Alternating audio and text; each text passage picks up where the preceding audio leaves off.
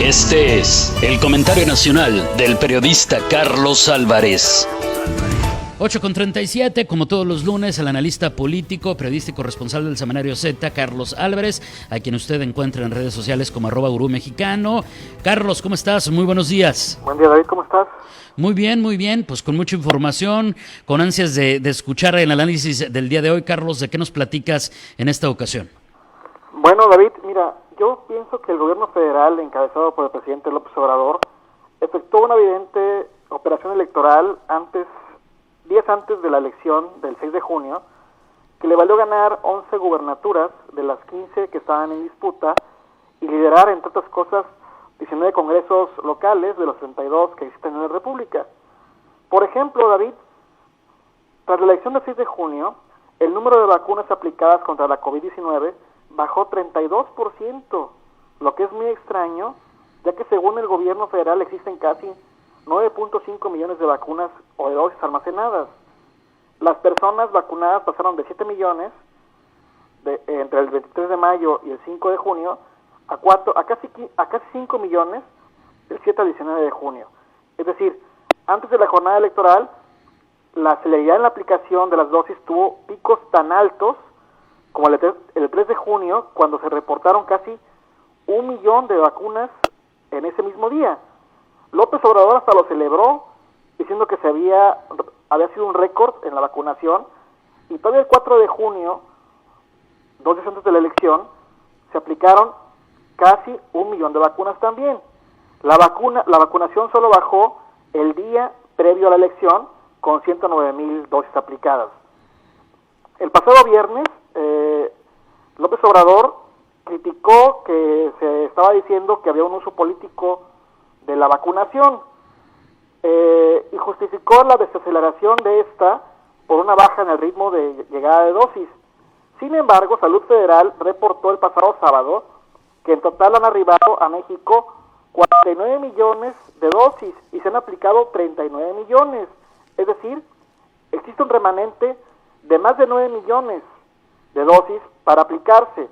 Además de que las vacunas han seguido llegando a México con cierta regularidad, hay casos como las de AstraZeneca que se supone que se están produciendo en México y debieron de incrementar la base de vacunas existentes. Pero no, la vacunación sigue disminuyendo y los casos de COVID aumentando, David. Y bueno, también está lo sucedido en la Ciudad de México, que al regresar el semáforo de color amarillo a de color verde a color amarillo, pues se denota que las autoridades de salud no se están poniendo de acuerdo y que la pandemia sigue ahí y eso es un riesgo latente. La capital de la República nunca estuvo, David, en condiciones para estar en semáforo verde. Sin embargo, tomaron la medida antes de la elección, es aunado de que hay una gran falta de liderazgo en el manejo de la pandemia con López Gatell al frente. También está el caso de las clases presenciales, que este mismo día ya se cancelaron. Y esta serie de contradicciones, David, de uso político de la vida de los capitalinos, fue en gran medida lo que le costó al partido del presidente perder 9 de las 16 alcaldías que estaban en disputa. Y también, por ejemplo, una encuesta del diario Reforma, se dice que el 34% de las personas que viven a la capital de la República piensan que fue culpa del gobierno federal que haya perdido Morena tantas alcaldías. Y yo pienso que el ataque a la clase media del gobierno federal, o sea, del presidente de la República, ha mermado e hizo que adelantara la sucesión presidencial, diciendo que no solamente Sheinbaum o Ebrard eran sus cartas fuertes, sino que estaba Juan Ramón de la Fuente, estaba Moctezuma, Tatiana Cloutier, etcétera.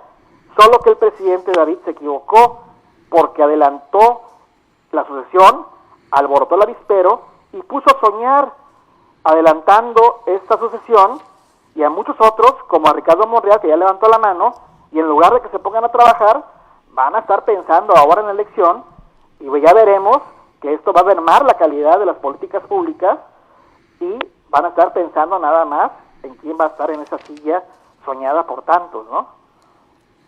Oye, y todo esto además de frente pues a este rollo de la consulta popular, ¿no? Oye, que para muchos, pues finalmente, y creo que tienen gran parte de razón, el asunto de la famosa consulta, pues es como otro tema que pues no tiene sustento jurídico, que finalmente cuando hay un delito que perseguir contra cualquier persona y supongamos que se pudiera hacer contra un expresidente, pues nada más se le sigue y ya.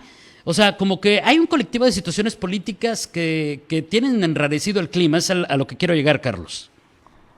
Sí, David, el propio presidente está generando esta incertidumbre política y como te comentaba, está generando que el gabinete del gobierno federal ya se esté peleando en las pugnas internas para ver quién va a ser el sucesor de Andrés Manuel López Obrador, y esto no permite que haya una cierta estabilidad o gobernabilidad, porque están pensando ya sea en su salida del gabinete o los que puedan entrar al gabinete y los que están por fuera, como te decía el caso de Ricardo Monreal, que tiene una fuerza política importante y que también están queriendo pues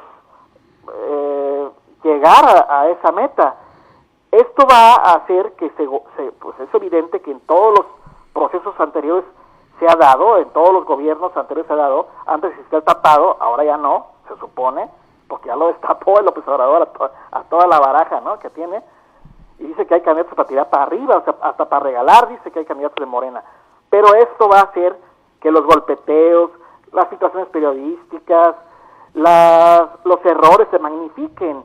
En lugar de ayudar, van a todavía a mermar más el trabajo del gobierno federal, y esto va a hacer que cualquier error que cometa pues se va a estar observado bajo la lupa, y los adversarios políticos lo van a aprovechar para debilitar al que piensen que pueda ser elegido por López Obrador, porque al final, David, hay una cosa muy cierta: el que va a elegir al candidato no va a ser Morena, no va a ser la gente, va a ser López Obrador.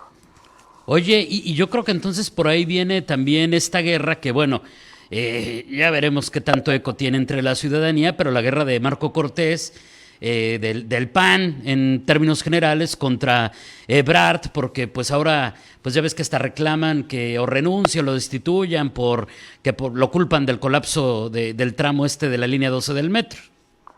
Sí, bueno, mira, podría citar un meme diciendo que está un meme diciendo que están golpeando a una persona y dice, ya déjenlo, ¿no? Le están dando una golpiza, ya déjenlo. Pero también hay un dicho popular muy sabio que no hay que hacer leña del árbol caído, David.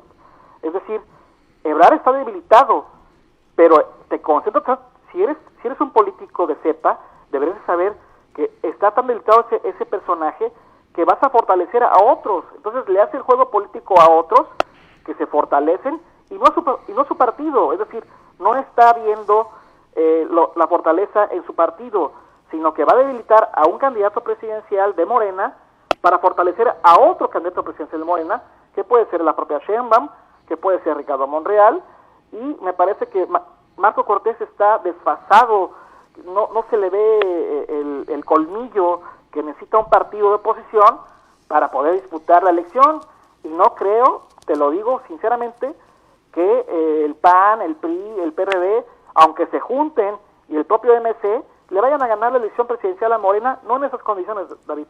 Coincido totalmente contigo, creo que si bien hay muchas cosas que le hemos criticado, que hemos observado de las administraciones morenistas, pues cuando vamos del otro lado de la acera, pues nos encontramos con una oposición desarticulada, débil, poco propositiva, con poca vocación, y para el Real que te guste para calificarlos, los veo totalmente débiles. Coincido por lo menos hasta el día de hoy.